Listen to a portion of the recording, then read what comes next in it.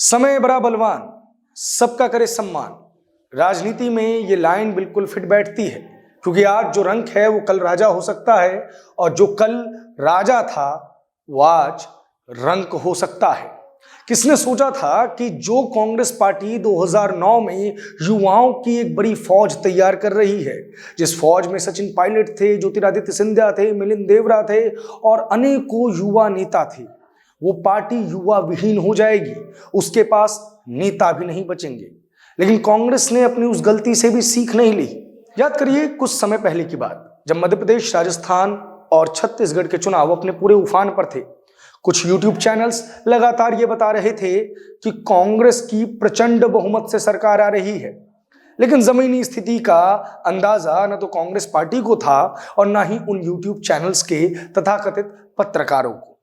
बहरहाल उस पे नहीं जाते हैं, लेकिन उससे जो चीज निकली थी वो बताते हैं।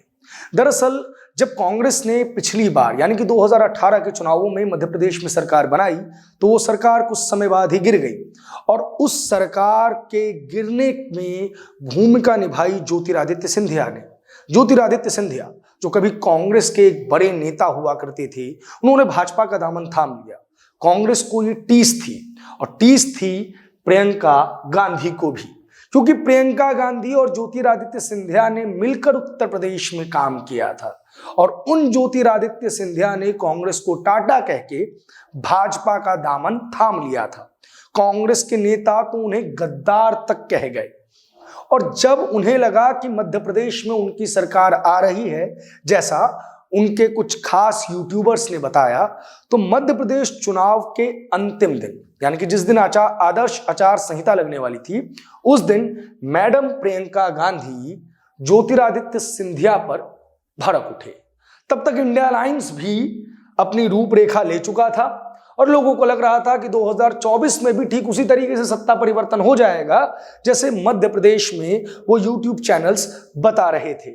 और इसीलिए 2023 के अंतिम महीने में मध्य प्रदेश चुनाव में प्रियंका गांधी ने ज्योतिरादित्य सिंधिया पर हमला बोल दिया, और हमला बोलते वक्त राजनीति की किसी भी मर्यादा का ध्यान नहीं रखा। इनडायरेक्टली उन्हें गद्दार कहा, उनके कद को छोटा बताया, और उन्हें उनकी कांग्रेस पार्टी में असली हैसियत बता दी।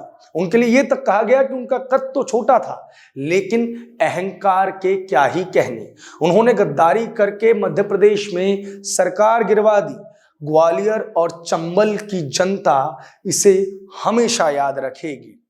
उन्होंने ये तक कह दिया कि ज्योतिरादित्य सिंधिया ने अपने परिवार की परंपरा बहुत अच्छे से निभाई, यानी कि सिर्फ और सिर्फ ज्योतिरादित्य सिंधिया को ही नहीं, उनके परिवार को भी टारगेट किया गया। खैर, रिजल्ट्स आए, मध्य प्रदेश में कांग्रेस की करारी हार हुई, लेकिन ज्योतिरादित्य सिंधिया वहीं नहीं रुके। ज्योतिरादित्य सिंधिया ने मध्य प्रदेश से कांग्रेस का सुपड़ा साफ विधानसभा चुनावों में किया, और लोकसभा में वो कांग्रेस को विलुप्त हो जाने की स्थिति तक पे ले जाने को तैयारी करने लगे। उन्हें साथ मिला भारतीय जनता पार्टी के संगठन का, और लोकसभा चुनाव से पहले उन्होंने कांग्रेस को एक तगड़ा झटका दे दिया। एक साथ 228 कार्यकर्ता, जिसमें पूर्व विधायक भी शामिल हैं, वो सिंधिया की मौजूदगी में बीजेपी में शामिल हो गए, यानी कि उन्होंने भारतीय जनता पार्टी का दामन थाम लिया। कांग्रेस पार्टी, जिन्हें लगातार अपने साथी दल जो कि इंडिया अलायंस में उनका साथ थे, वो तो आंख दिखा ही रहे हैं, वहीं उनके कार्यकर्ता भी आंख दिखा रहे हैं।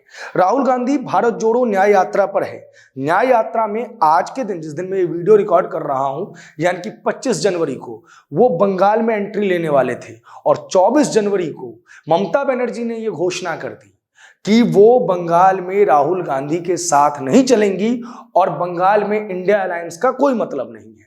वहीं दूसरी तरफ 25 जनवरी को ही भारतीय जनता पार्टी ने लोकसभा चुनाव के लिए अपना नारा दे दिया, यानी कि औपचारिक रूप से 2024 चुनाव की घोषणा हो गई।